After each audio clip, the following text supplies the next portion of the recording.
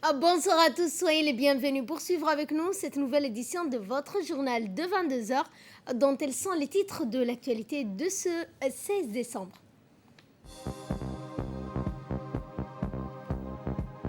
Le chef de l'État Ismaël Omar Guelleh a présidé aujourd'hui les travaux de la 19e séance du Conseil des ministres. En nouvelle du monde, l'inquiétude sur le variant Omicron au cœur du sommet des 27. Bonsoir et merci de nous accueillir chez vous et nous entamons ce journal par cette 19e séance du Conseil des ministres où 27 questions étaient à l'ordre du jour. La première question étant un projet de loi de finances initiale portant sur le budget de l'État pour l'exercice 2022 suivant la première partie avec le porte-parole du gouvernement par intérim, M. Ali Hassan Bahdoun. Sous la présidence de son Excellence, M. Ismaël Omar Guelleh, président de la République, chef du gouvernement, a eu lieu ce jeudi 16 décembre 2021, la 19e séance du Conseil des ministres. Ont été examinés et approuvés les textes suivants. Ministère du Budget. Projet de loi des finances initiales portant budget de l'État pour l'exercice 2022. Le projet de budget de l'État pour l'exercice 2022 est présenté en équilibre et arrêté en recettes et en dépenses à la somme de 143 918 millions francs Djibouti, soit une baisse vis-à-vis du budget rectificatif de l'exercice 2021. Le projet de loi de finances initiale pour l'année 2022 s'inscrit dans un contexte où les conséquences de la pandémie du Covid-19 ont eu un impact négatif significatif sur la croissance économique mondiale et parallèlement sur celle de Djibouti. En effet, le PIB réel est de 4,4% et l'inflation est contenue à 3%. Ce budget prévoit une hausse de ressources intérieures, notamment les recettes fiscales et non fiscales. Les ressources extérieures prévisionnelles, notamment les dons et emprunts, sont en diminution par rapport à la loi des finances rectificatives 2021. Toutefois, les emprunts projets sont prévus à la hauteur de 1,181 milliard francs Djibouti. Les dépenses totales enregistrent une légère baisse par rapport à la loi de finances rectificative 2021. Cette diminution est due à une baisse des dépenses courantes et des dépenses d'investissement. Ce projet de loi de finances pour l'année 2022 est centré sur les priorités qui sont très importantes pour le gouvernement, notamment le secteur social, éducation et santé. Les dépenses d'investissement sur le financement intérieur sont en baisse conformément à la feuille de route du gouvernement relative à la maîtrise des dépenses budgétaires par une baisse des lignes d'investissement au niveau des départements ministériels. Enfin, le projet de loi de finances 2022 prévoit la continuité des réformes engagées pour assainir les finances publiques, instaurer la discipline dans la gestion budgétaire et optimiser les recettes fiscales. Présidence de la République. Loi portant approbation des comptes financiers 2019 de l'Agence nationale du système d'information de l'État. Les comptes financiers de l'Agence nationale du système d'information de l'État pour l'exercice 2019 sont arrêtés en produit à 302 millions de francs Djibouti, y compris les investissements financés par le budget de l'État. Durant l'exercice 2019, l'agence a pu atteindre les objectifs qui lui ont été fixés, notamment la poursuite de la mise à niveau des réseaux reliant les ministères, la migration progressive sur le réseau intégré de l'État, le basculement progressif à l'usage des outils de communication unifiés et visioconférences, le développement des systèmes de gestion biométrique des personnes handicapées et le déploiement des solutions de gestion domaniale. Par ailleurs, au cours de l'année 2019, dans le cadre de la mise en œuvre du projet de modernisation publique, l'agence a pu développer le cadre juridique pour les transactions électroniques et la lutte contre la cybercriminalité, l'évolution et la mise à niveau de la stratégie e-government et le déploiement d'une infrastructure clé publique intitulée PKI. Ces actions ont permis d'améliorer l'interconnectivité des administrations et accroître la qualité des services rendus. Projet d'arrêté portant approbation du budget prévisionnel 2022 de l'Agence nationale du système d'information de l'État. Le budget prévisionnel de l'Agence nationale des systèmes d'information de l'État pour l'exercice 2022 est arrêté en charge et en produit à 258 millions de francs Djibouti. En 2022, ce budget permettra d'atteindre les objectifs, à savoir le renforcement continu des infrastructures, réseaux et systèmes de l'État, en mettant à niveau le réseau interne de l'administration, la maintenance du data center et le renouvellement des licences de solutions informatiques, le renforcement de la plateforme de suivi des dossiers des personnes handicapées grâce à l'interopérabilité avec divers systèmes, la mise en place d'un portail pour la Commission nationale des marchés publics et la refonte de la plateforme Covid, ainsi que l'amélioration de la communication.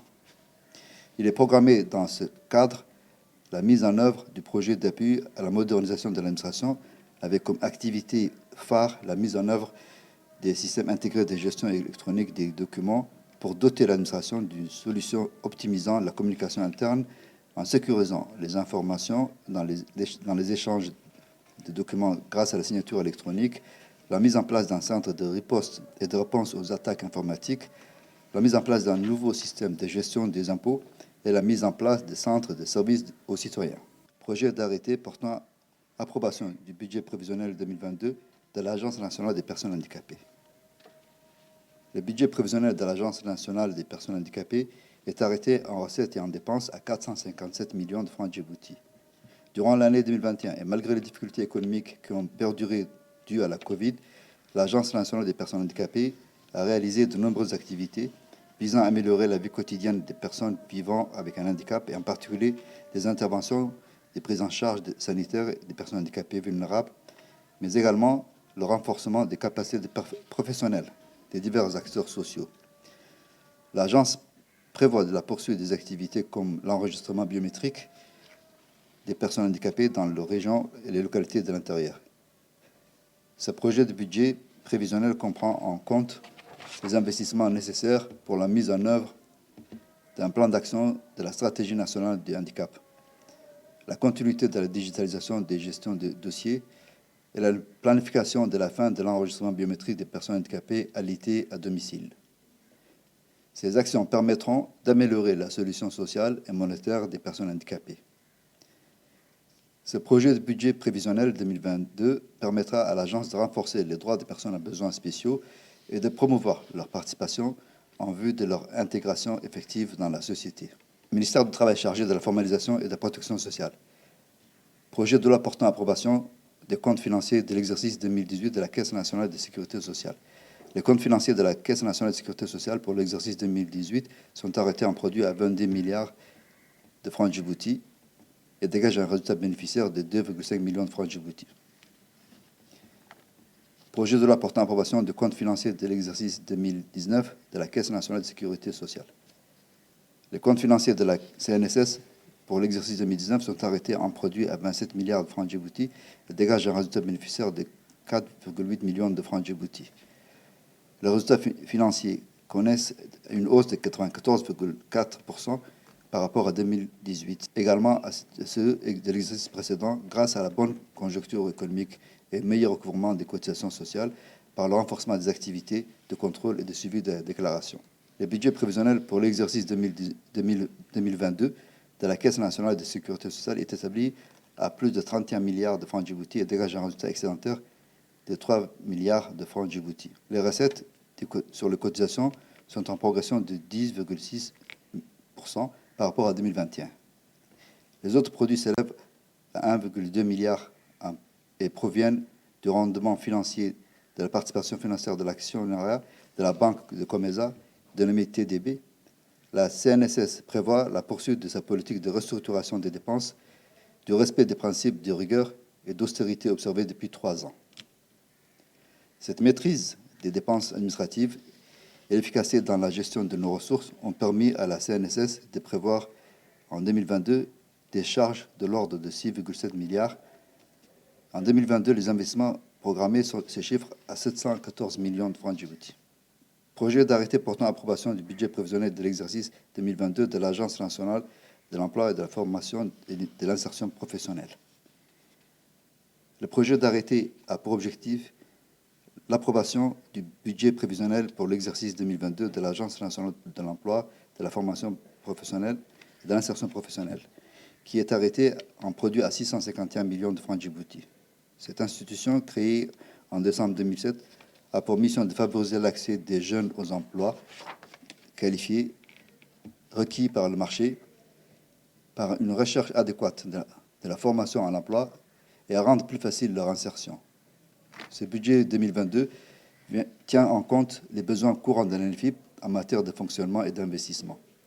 En 2022, l'ANEFIP prévoit la réalisation des programmes qui contribueront à atténuer l'acuité du chômage et à faciliter l'insertion professionnelle des jeunes dans le secteur productif. Projet d'arrêté portant approbation du budget prévisionnel de l'INAP pour l'exercice 2022. Le budget prévisionnel pour l'exercice 2022 de l'Institut national de l'administration publique est arrêté en produit et en charge à 259 millions de francs Djibouti. L'Institut est chargé d'assurer la formation initiale des fonctionnaires en renouvelant le recrutement, l'organisation des cycles de formation et de perfectionnement, la réalisation d'expertise et la recherche d'administration efficace. L'INAP prévoit de continuer à appliquer son plan quinquennal 2019-2023 d'orientation stratégique afin d'appuyer sur le plan général la réforme de l'administration publique. Ministère de la Communication, chargé des postes et télécommunications. Projet de loi portant adoption des comptes financiers de l'Imprimerie nationale de Djibouti pour l'exercice 2019. Les comptes financiers de l'Imprimerie nationale de Djibouti pour l'exercice 2019 sont arrêtés en produit à 230 millions de francs Djibouti. En 2019, les événements marquants découlent des décisions stratégiques engagées en 2018 avec l'entrée en vigueur du décret d'exclusivité en voie d'application pour les établissements publics en matière d'impression. Projet d'arrêté portant adoption du projet du budget prévisionnel 2022 de l'Imprimerie nationale de Djibouti.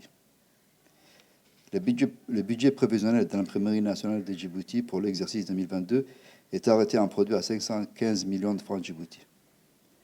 Ce budget prévisionnel 2022 a été élaboré dans la perspective d'un accroissement du volume d'impression qui lui sera confié par les élections régionales de 2022. Un projet est en cours également pour finaliser avec l'Imprimerie nationale de Djibouti afin de renouveler les machines de production et de finition avec des extensions d'ateliers pour l'impression d'1 million de manuels scolaires. Projet d'arrêté portant adoption du budget prévisionnel de la radio-télévision de Djibouti pour l'exercice 2022. Le budget prévisionnel de la radio-télévision de Djibouti pour l'exercice 2022 est arrêté en produit et en charge à 1,8 milliard de francs Djibouti. Ce présent projet prévoit une augmentation des recettes publicitaires. D'autre part, le deuxième objectif reste la maîtrise des dépenses et en particulier les charges de personnel.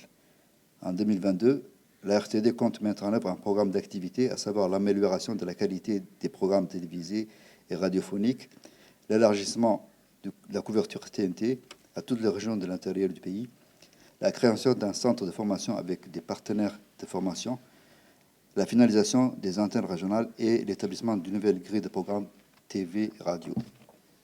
Ministère de l'Éducation nationale et de la formation professionnelle. Projet d'arrêté portant approbation du budget prévisionnel pour l'exercice 2022 du CRIPEN. Le budget du Centre de recherche d'information et de production de l'Éducation nationale, CRIPEN, pour l'exercice 2022 est arrêté en charge et en produit à 459 millions de francs Djibouti. Ce budget va permettre au centre d'atteindre les objectifs, à savoir la poursuite de la révision des manuels et supports du fondamental et des écoles bilingues, la traduction des manuels pour les écoles privées arabophones, le renforcement du développement des TIC dans tous les niveaux d'enseignement et la numérisation des manuels et outils didactiques et l'approvisionnement pérenne des manuels scolaires et documents pédagogiques pour les différents ordres d'enseignement. Ministère de l'Enseignement supérieur et de la Recherche. Projet d'arrêté portant approbation du budget prévisionnel du CERD pour l'exercice 2022. Le budget prévisionnel du CERD pour 2022 s'élève à 1 milliard de francs Djibouti. Ce budget 2022 prévoit le renforcement des capacités humaines pour consolider le rôle et la visibilité internationale des laboratoires de recherche et d'autre part aux dotations inhérentes au fonds de recherche visant à redynamiser les activités de recherche pour réaliser une telle performance afin de donner un nouvel élan à la recherche inhérente au développement du pays. Ce budget permettra d'atteindre les objectifs, à savoir le renforcement des ressources humaines, la création et le renforcement des laboratoires modernes au sein du CERD, la mise en œuvre de la stratégie nationale en vue de faire de la recherche scientifique un levier de développement économique et social du pays, et l'amélioration de la recherche appliquée orientée vers l'innovation. Projet d'arrêté approuvant et rendant exécutoire le budget prévisionnel de l'exercice 2022 de l'Université de Djibouti. Le budget prévisionnel de l'Université de Djibouti pour l'exercice 2022 est présenté en produit et en charge en équilibre à 4,2 milliards de francs Djibouti. Ce projet de l'Université de Djibouti est en augmentation de 4% en raison du recrutement de nouveaux enseignants et les charges liées à la maintenance du campus. Ce budget 2022 s'inscrit également dans un contexte de forte croissance de l'université qui modifie profondément ses programmations budgétaires, à savoir la mise en place de nouvelles formations professionnalisantes de type bachelor pour la rentrée. La poursuite des processus de masterisation de formulation de 2 masters, l'un en sécurité informatique et l'autre en ingénierie financière, et le renforcement de la numérisation des cours pour offrir aux étudiants des cours en ligne et des formations en mode hybride. Ensuite, le Conseil s'est penché sur les autres questions à l'ordre du jour, réécoutant le ministre de la Justice et porte-parole du gouvernement par intérim, Ali Hassan Badr. Le budget prévisionnel de l'Agence nationale de météorologie de Djibouti pour l'exercice 2022 est arrêté en produit à 170 millions de francs Djibouti, composé d'une subvention de l'État de 85 millions de francs Djibouti et d'un appui de l'aéroport international de Djibouti de 85 millions de francs Djibouti. Ce budget 2022 tient compte des besoins courants de l'agence et prévoit la poursuite des missions assignées, et notamment la satisfaction des besoins en assistance météorologique nécessaires à la sécurité aérienne, le renforcement de l'assistance météorologique pour la sécurité maritime et la veille à l'évolution des changements climatiques et des collectes, analyses et archivages de données. Ce budget 2022 prévoit d'établir une grille fixant les redevances relatives aux prestations de services fournis. Projet d'arrêté portant adoption du budget prévisionnel 2022 du laboratoire central du bâtiment et de l'équipement. Le budget prévisionnel du laboratoire central de l'équipement et du bâtiment pour l'exercice 2022 est arrêté en produit à 319 millions de francs Djibouti. En 2022, ce budget sera consacré à 3 axes majeurs qui s'articulent autour de l'accroissement de la visibilité et l'influence du laboratoire auprès du grand public, l'aménagement d'un cadre de travail adapté pour le personnel et le renforcement des capacités institutionnelles. Ministère des Affaires musulmanes et des biens WARF.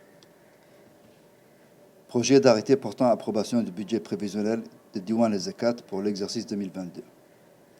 Le budget prévisionnel pour l'exercice 2022 du Diwan et Zakat est arrêté en produit à 454 millions de francs Djibouti. Les recettes prévisionnelles de l'établissement proviennent essentiellement des produits de la Zakat. Le projet de budget de 2022 de Diwan et Zakat s'inscrit dans la poursuite des efforts de développement des initiatives sociales dans le cadre de la lutte contre la pauvreté et la précarité.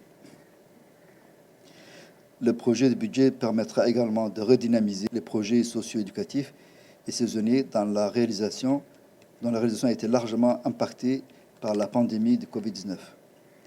Sur le plan de l'investissement, ce budget 2022 permettra à l'institution de Diwan et Zakat de se doter d'un bâtiment administratif moderne, ce qui contribuera à générer des revenus supplémentaires pour renforcer le budget de l'établissement et promouvoir son rayonnement national. Projet d'arrêté portant approbation prévisionnelle des Diwan des biens WARF pour l'exercice 2022. Le budget prévisionnel pour l'exercice 2022 du Diwan des biens WARF est arrêté en produit en charge à 572 millions. Les recettes prévisionnelles du Diwan de WARF, notamment les redevances, sont en augmentation principalement due à l'accord de partenariat conclu entre le Diwan, la CNSS et l'Hôtel des impôts. Ce budget a été établi en perspective en visant de maîtriser les dépenses de fonctionnement tout en continuant à maintenir le niveau et la qualité des services rendus aux citoyens. Ministère des Affaires sociales et des solidarités. Projet d'arrêté portant approbation et rendant exécutoire le budget prévisionnel de l'exercice 2022 de l'Agence djiboutienne de développement social. Le budget prévisionnel de fonctionnement de l'Agence djiboutienne de développement social est arrêté en produit en charge à 477 millions de francs Djibouti. Au cours de l'année 2022, il est prévu un volet d'investissement de 4,2 milliards en augmentation de 6% par rapport à 2021. Il se subdivise en investissement interne et un versement dans le cadre de l'ensemble des projets, notamment le projet régional, le programme d'appui à la réalisation d'infrastructures économiques et le programme de développement urbain intégré. Ministère du Commerce. Projet d'arrêté approuvant et rendant exécutoire le budget prévisionnel 2022 de l'Office national de tourisme de Djibouti.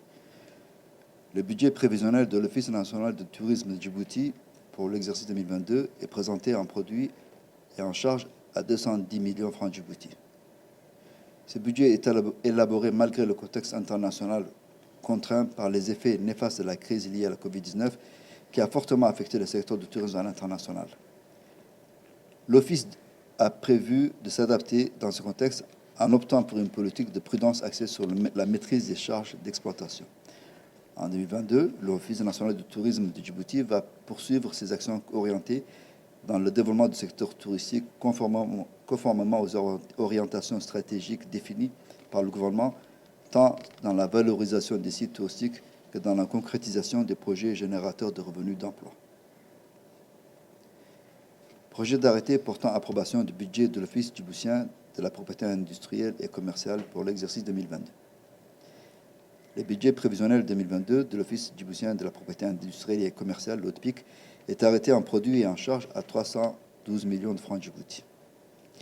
En 2022, l'ODPIC prévoit de poursuivre la maîtrise des dépenses et la réduction des frais de fonctionnement. Ainsi, une augmentation significative est constatée entre le premier semestre des années 2020 et 2021 pour le nombre de créations d'emplois.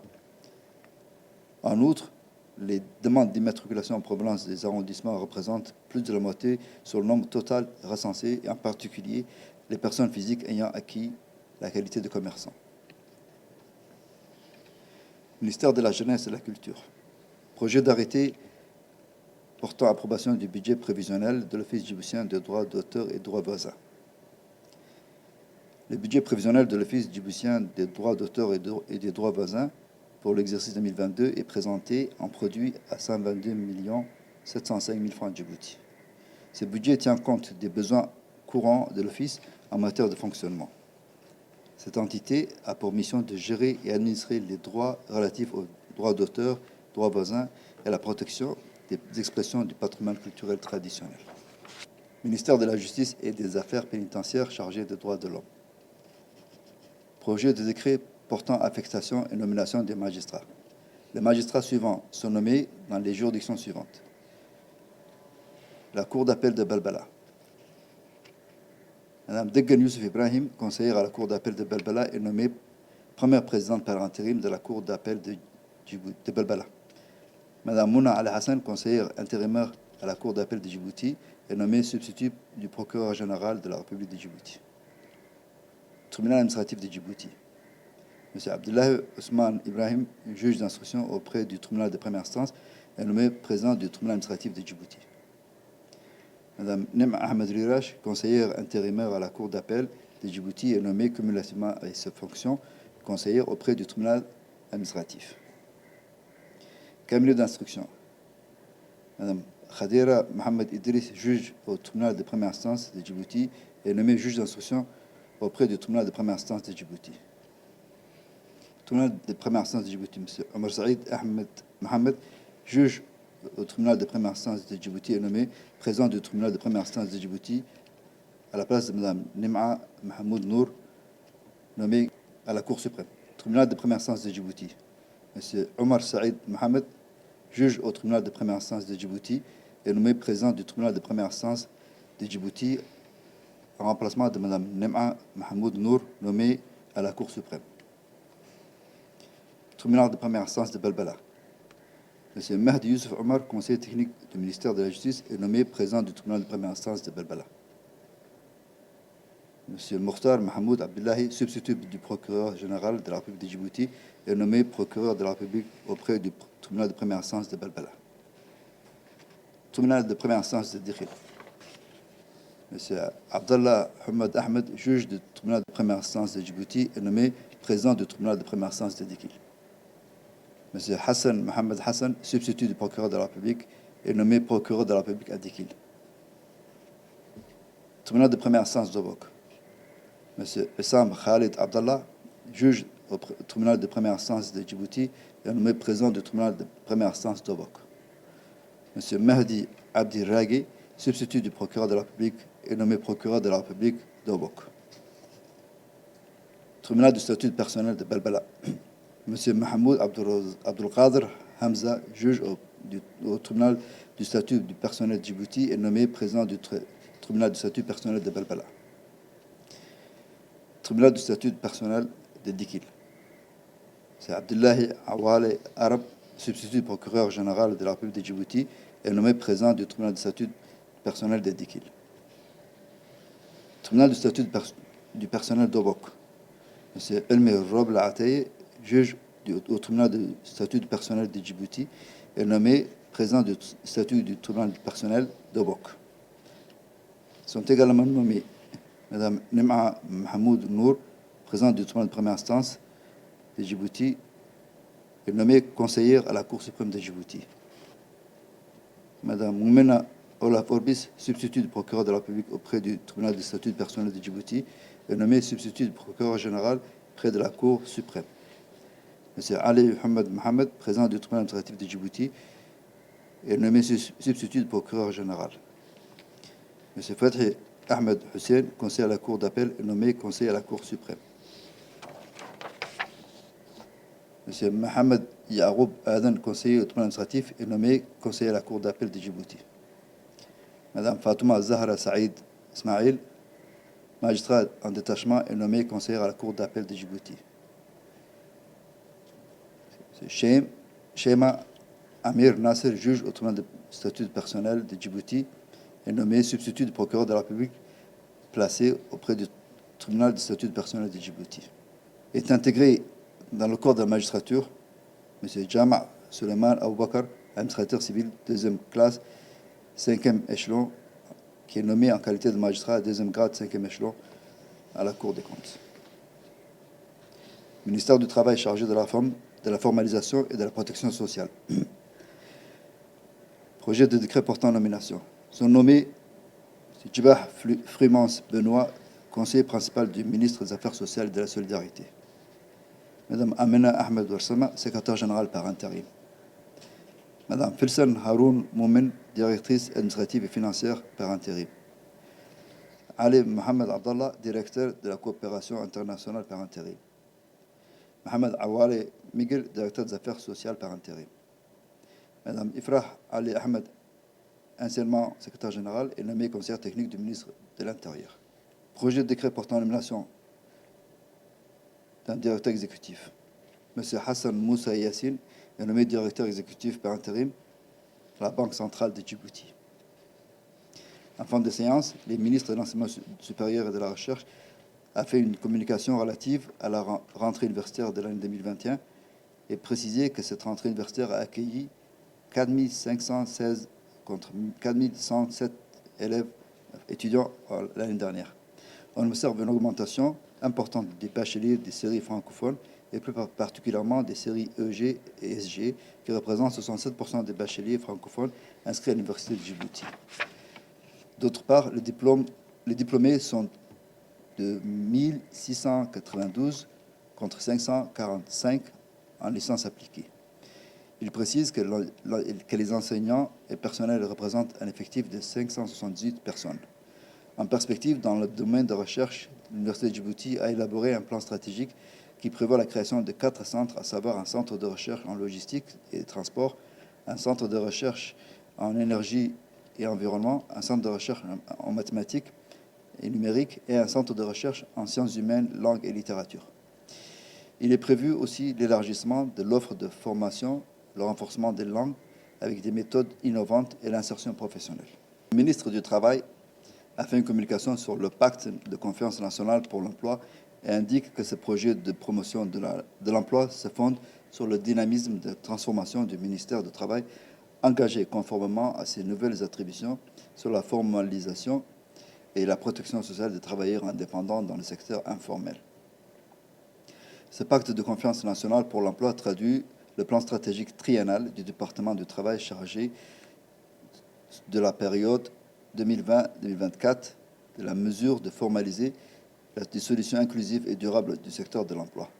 conformément à la politique nationale pour l'emploi, au plan d'action d'orientation et au plan de développement national, Djibouti ici 2024, qui adhère réellement à la vision de Djibouti 2035.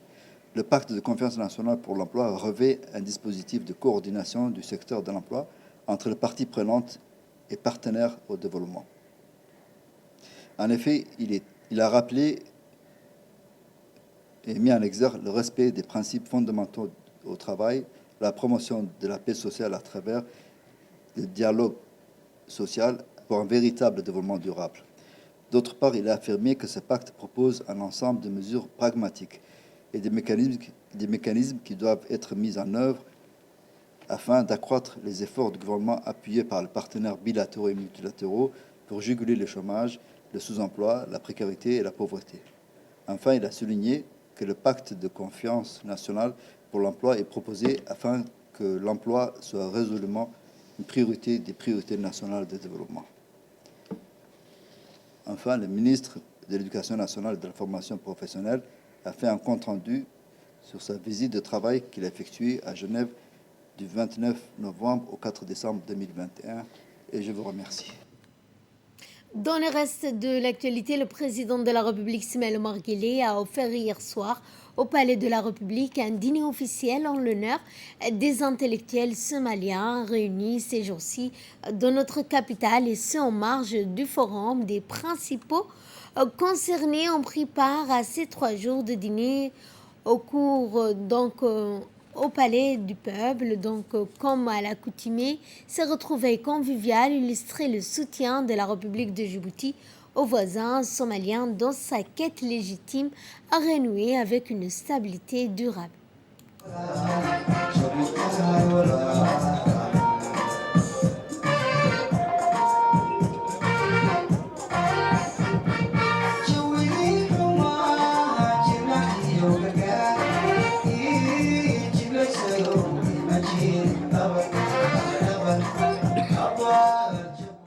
Eh bien, les centaines d'intellectuels ont été au rendez-vous à ce banquet du Mont, séparés par les distanciations sociales. Ce forum, l'Institut Héritage de Mogadiscio, qui a eu lieu chaque année, a été organisé par l'Institut des études politiques et stratégiques du CERD de Djibouti.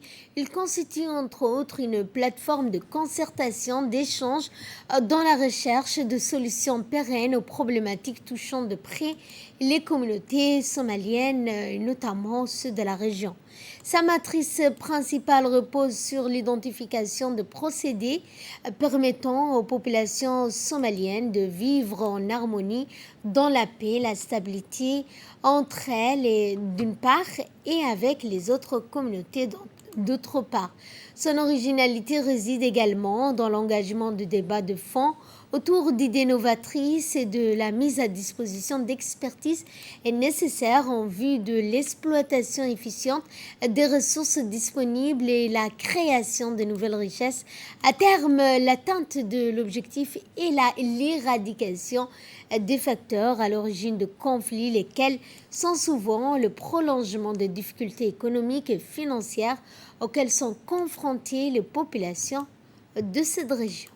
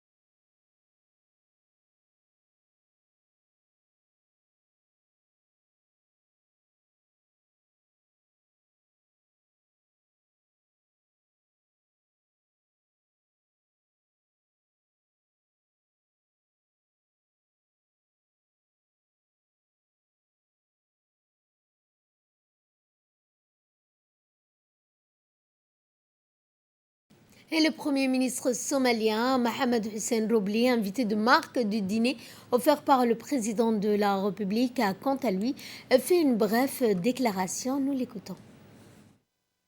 جمهورية جيبوتي وزيرada xildhibaanada dowladda Djibouti dowladda Soomaaliya martida sharafta leh martida nooga timid madaxweynaha deegaanka Soomaalida ee Itoobiya madaxda kale ee Kenya ka timid dhammaan marti sharafta kala duwan assalaamu calaykum waraxmatullaahi wabarakaatuh. Je suis très honoré d'être parmi vous pour participer à cette grande cérémonie ici à Djibouti pour la seconde fois aux côtés du président de la République, Ismaël Omar Guelleh, une cérémonie qui marque la fin du travaux du 5e forum de l'Institut Héritage. Je remercie le peuple djiboutien pour son action en faveur de la Somalie et plus particulièrement le président de la République, Ismaël Omar Guelleh, qui ne cesse de soutenir la cause somalienne dans de multiples domaines. Nous sommes très reconnaissants que le président Ismaël Omar Guelleh s'est voué. Nous sommes très reconnaissants que le président Ismaël Omar Guelleh s'est voué à la cause de la Somalie de son accession au pouvoir. Il s'est donné à cœur également à veiller à la conservation du patrimoine somalien sous toutes ses formes et tous les Somaliens à travers le monde lui sont reconnaissants. Je vous remercie.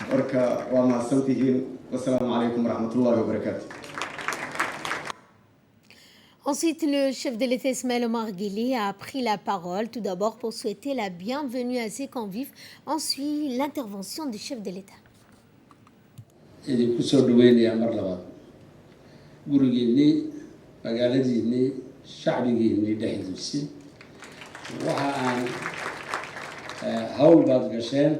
Je vous souhaite à toutes et à tous la bienvenue dans votre pays. Je remercie tout d'abord toutes et tous ceux qui ont œuvré à la tenue de ce 5e forum et qui nous ont honorés en venant à Djibouti. Nous espérons nous retrouver, si Dieu le veut, également l'an prochain. Comme nous l'avons souhaité, les travaux de ce forum se sont achevés dans une bonne ambiance et vous avez pu trouver un consensus autour des questions très importantes pour l'avenir de la région. En cette occasion, nous ne pouvons pas ne pas avoir une pensée pour les souffrances du peuple somalien qui encore endure violence et attentats. Nous ne cessons pas de condamner cette violence et ces attentats et prions le Tout-Puissant pour que le sang des innocents cesse de couler. Il est dans la tradition somalienne de se retrouver autour d'un dîner le soir, la journée étant réservée aux occupations quotidiennes. Ces dîners de gala s'inscrivent donc dans cette tradition millénaire. Encore une seconde fois et troisième fois, je vous souhaite la bienvenue à Djibouti et un bon dîner.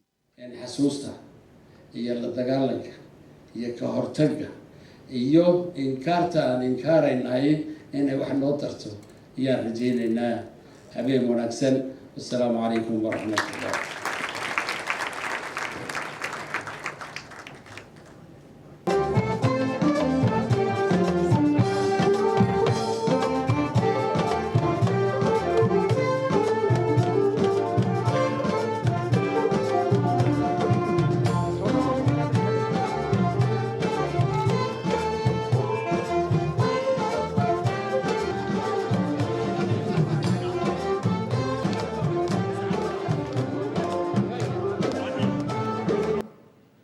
Le Premier ministre somalien, Mohamed Hussein Roble, a quitté la capitale ce matin après avoir pris part au Forum des intellectuels somaliens. Rappelons que ce forum s'est tenu au Palais du Peuple durant 3 jours. Notamment des questions étaient à l'ordre du jour, dont notamment le retour plein et entier du statut de la Somalie sur la scène internationale. Il a même été reçu par le chef de l'État Ismaël Omar Guelleh à la présidence de la République et il a notamment pris part au gala organisé hier par le président de la République. Dans le reste de l'actualité, l'Agence nationale des personnes handicapées, l'ANPH, en partenariat avec l'ONG indienne Djibouti Food, et organisé donc un atelier, notamment une cérémonie de lancement de la campagne d'appareillage d'orthopédie à l'hôpital militaire de Djibouti. Cette initiative s'inscrit dans le cadre du renforcement des conditions de vie aux personnes à besoins spécifiques. L'appareil permet notamment aux patients de retrouver une autonomie et d'utiliser à nouveau un membre qui leur a été amputé. Au cours de cette cérémonie, les responsables ont visité le centre d'appareillage orthopédique pour vérifier tous les matériels de fabrication de l'appareil destiné notamment aux personnes handicapées. Cette cérémonie a vu la participation du ministre de la Défense Hassan Omar Mohamed, le directeur général de l'ANPH Douali Saïd Mahmoud, le général de corps armé Zakaria Cher Ibrahim, l'ambassadeur de l'Inde à Djibouti, le directeur des relations multilatérales Giri Idriss, les responsables de l'hôpital militaire ainsi que les responsables de l'ANPH.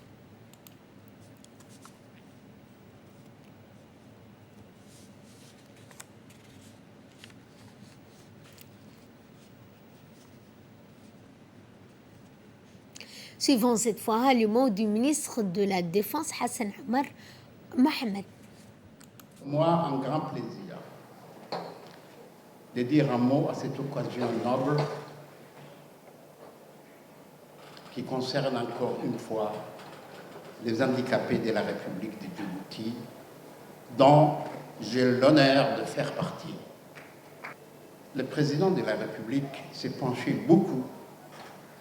Il a donné une grande importance à cette catégorie des personnes qui sont devenues des handicapés. C'est vrai, ils ont des besoins spécifiques. Mais ce n'est pas la fin de la vie d'être un handicapé. Bien au contraire. J'ai toujours dit, et je redis à cette occasion aussi, un homme handicapé, le plus grand handicap, c'est le moral. Le fait que tu dois être handicapé physiquement ne doit pas toucher le moral. Au contraire, il faut dire Alhamdulillah. Moi, je pense, je le redis encore une fois, avec le président Ismail Omar, des handicapés, il est très, très solidaire avec nous. Très solidaire. C'est un membre du gouvernement qui vous dit qu'il faudra qu'on profite au maximum. Cette organisation devrait normalement être sous tutelle d'un ministère. Il a dit non. Je vais veiller à cette organisation personnellement. Aujourd'hui, elle est sous la tutelle du président de la République. C'est un honneur, n'est-ce pas? Monsieur Excellence, Monsieur l'ambassadeur, je vous remercie. À travers vous, je remercie le gouvernement indien et le peuple indien. Au nom du président de la République, le Haj Ismail Omar Guelleh, au nom de son gouvernement et au nom de tous les handicapés de la République de Djibouti. Et direction la ville d'Arta, où le vice-ministre de l'Éducation des sciences du Somaliland, Dr Abdel Hakim Sayed Moussa, a effectué une visite. Dr Abdel Hakim a été chaleureusement accueilli par les notables de la ville d'Arta, en l'occurrence le préfet de la région, les députés et une forte assemblée de notables de sages de cette ville. Le vice-ministre a tout d'abord visité le centre hôtelier d'Arta où l'accueil a été à son comble. Le proviseur Ali Mahmoud et tous les personnels du lycée hôtelier d'Arta ont réservé un accueil convivial et chaleureux en présence du préfet de la région. Dr Abdel Hakim a pris également connaissance des filières de formation de la restauration avec une séance pédagogique montrant les cours théoriques et pratiques. Ensuite, le vice-ministre a entamé la visite du Sunny Hill Center. Là aussi, il a été accueilli par le responsable de la plus belle des manières. Cette visite s'est clôturée notamment par une photo de famille en présence de tous les responsables de l'enseignement technique et de la formation professionnelle.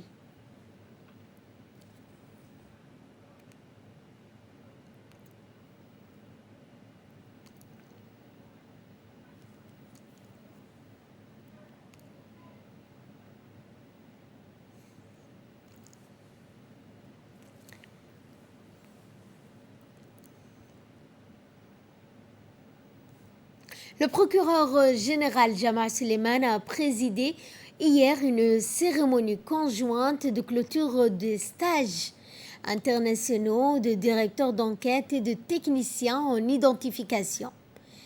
Eh bien, cette clôture s'est déroulée à l'École internationale de perfectionnement à la pratique de la police judiciaire. Cet événement riche en couleurs a vu la participation de l'ambassadeur de France à Djibouti, du chargé d'affaires de l'ambassade d'Éthiopie, de Madame la procureure de la République, de Madame la présidente de la Cour d'appel, du préfet de la région d'Arta, le président de la Commission nationale des droits de l'homme, de Madame la représentante de l'UNFD, de Madame la substitut du procureur général, du colonel et chef d'état-major de la gendarmerie nationale, du colonel commandant de la garde-côte, du colonel représentant du directeur général de la police nationale, du colonel représentant du directeur général de la sécurité nationale, des colonels attachés de sécurité et de la défense, respectivement des ambassades de France, d'Éthiopie à Djibouti et de plusieurs officiers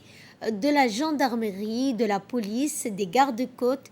Eh bien, à cette occasion, l'ensemble des 39 participants de 2 stages issus de 17 pays de l'Afrique de l'océan Indien ont reçu leur diplôme et leur insigne des mains des officiels. À l'issue, les stagiaires et les officiels ont posé pour la traditionnelle photo de famille.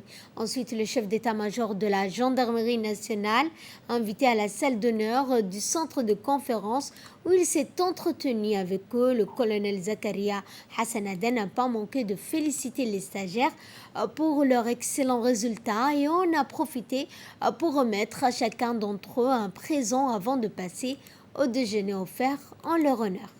Et en entamant la série des interventions, 2 stagiaires ont à tour de rôle pris la parole pour résumer les programmes des 2 formations qui ont une durée de 8 semaines pour les TIC et 5 semaines pour les DE.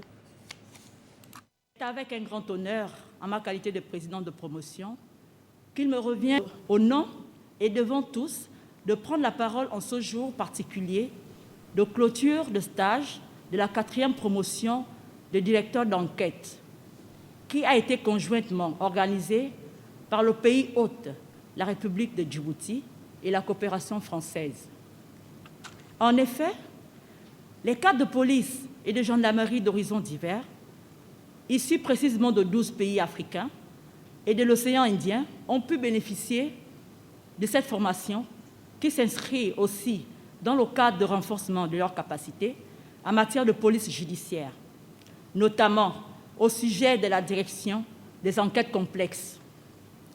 Un mois durant, du 14 novembre au 14 décembre de cette année, comme stagiaires à l'EIPJ 3PJ, les cadres de police et de gendarmerie ont été confrontés à des exercices et cas pratiques, ainsi qu'à un ensemble de formations dispensées par des spécialistes et personnes chevronnées, essentiellement des encadreurs de l'école, mais aussi des intervenants extérieurs.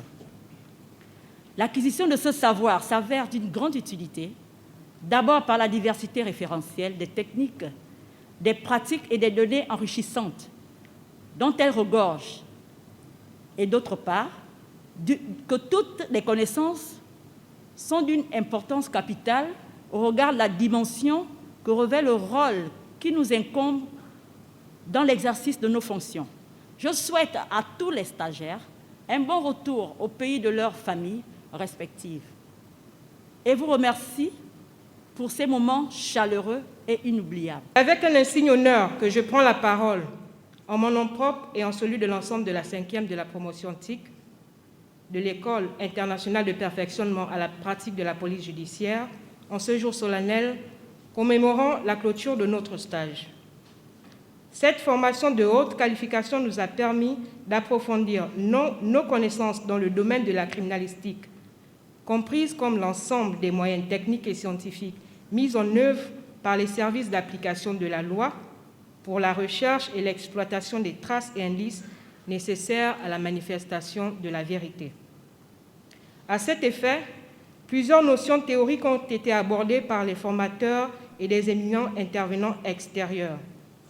Le travail en laboratoire sur des plateaux techniques de dernière génération nous ont permis d'expérimenter des méthodes innovantes, d'assimiler des protocoles standardisés et un vocabulaire uniformisé dans le domaine qui est le nôtre.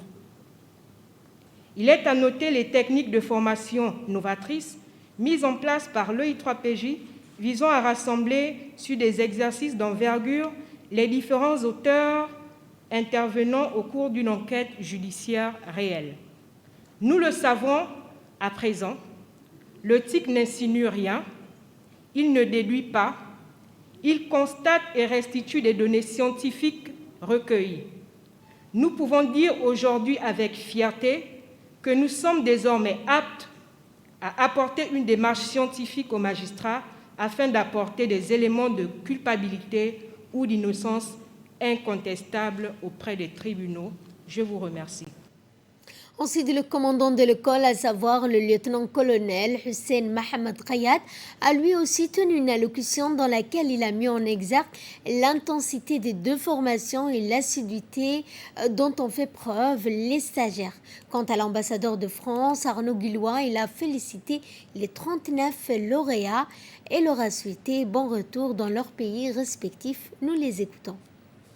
Réunis ce matin dans ce temple de la police judiciaire pour célébrer la cérémonie de clôture conjointe de deux formations. Concernant la première formation, il s'agit du stage de technicien en identification criminelle composé de 17 stagiaires qui s'est déroulé du 24 au 16 décembre 2021 et qui a duré durant 8 semaines. La seconde formation, qui s'est tenue du 14 novembre au 16 décembre 2021, était le stage de directeur d'enquête. Cette deuxième promotion est constituée de 22 stagiaires et a duré 5 semaines avec un rythme dense et des exercices pratiques.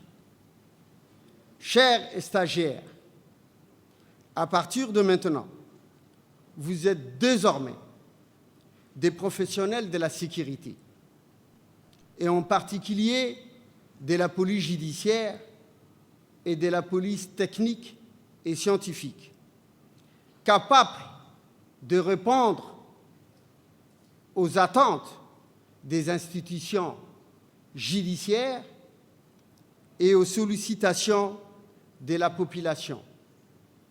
Je voudrais, au nom du chef d'état-major de la gendarmerie nationale, le colonel Zakaria Hassan Aden, placer plusieurs remerciements. Dans un premier temps, je souhaite ici saluer et remercier la vision politique de son Excellence, Monsieur le Président de la République de Djibouti, Ismaël Omar Guelleh, qui a bien voulu rapprocher les nations africaines et de l'océan Indien dans l'effort de lutte contre la criminalité organisée transnationale, à travers sa décision de créer cette école internationale. C'est avec toujours beaucoup de plaisir et beaucoup d'émotion que je me rends ici, à PK23, sur le site de la gendarmerie nationale djiboutienne, qui est un des hauts lieux de la coopération qui unit la France et Djibouti. Et je suis d'autant plus heureux d'être ici ce jour que nous voyons très concrètement le résultat de cette coopération. Mes premiers mots iront d'abord aux 39 lauréats émanant de pays amis de la France et dont je suis sûr, ainsi que l'a dit à l'instant Monsieur le procureur général, vous tirerez le meilleur bénéfice de la formation qui vous a été octroyée ces dernières semaines. Vous avez toutes et tous des rôles absolument centraux dans vos pays respectifs, au bénéfice à la fois de la sécurité de vos compatriotes et du respect de l'état de droit, un équilibre toujours délicat à trouver. Et je forme le vœu que cette formation vous sera directement utile dès demain au retour dans vos pays respectifs. Et de son côté, le procureur général Jamal Suleiman a prononcé une allocution dans laquelle il a évoqué les raisons de la création de l'EPJ et les résultats probants enregistrés en à peine quelques années. Fier d'être là ce matin parce qu'au commencement, au début de cette école, nous n'étions vraiment pas nombreux à croire à la nécessité ou à l'utilité de créer un centre de formation en matière de police judiciaire. Aujourd'hui, le résultat est là. Je pense que cette école a contribué à former plusieurs promotions d'officiers de police judiciaire à Djibouti, mais également dans des pays amis d'Afrique. Elle a contribué au rayonnement véritablement de Djibouti dans l'espace francophone, mais même au-delà, puisqu'il y a même de temps à autre des stagiaires non francophones comme venant d'Éthiopie qui viennent se perfectionner. C'est pour vous dire, mesdames et messieurs, que cette école a été au-delà de l'espérance qu'on avait placée et que réellement aujourd'hui, c'est un pôle d'excellence en matière de formation et de perfectionnement de la police judiciaire. Mesdames et messieurs, chers récipiendaires, et je vais en terminer là, je vous souhaite à vous tous, à ceux qui vont regagner leur pays respectif un bon retour, j'ose espérer que vous mettrez à profit les connaissances acquises ici, à Djibouti.